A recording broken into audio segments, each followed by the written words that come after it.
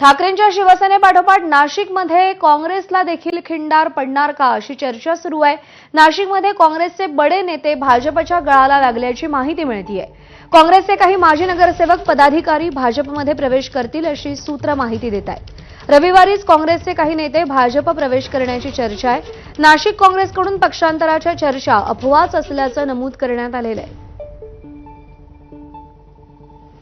नाशिक शहरात काँग्रेसचे नेतेही भाजपमध्ये जाणार अशी अफवा पसरवली जाते। मी तुमच्या माध्यमातून अतिशय जबाबदारीने सांगतो, ज्या ज्या लोकांची नावं घेतली जातात, ज्या ज्या लोकांबद्दल अफवा पसरवल्या जाते, ते गेले 50 ते 60 वर्षापासून काँग्रेसच्या विचाराला जोडलेले आहेत। कुठलाही काँग्रेस पक्षाचा नेता भारतीय जनता पक्षात नाशिक शहरातला जाणार नाहीये।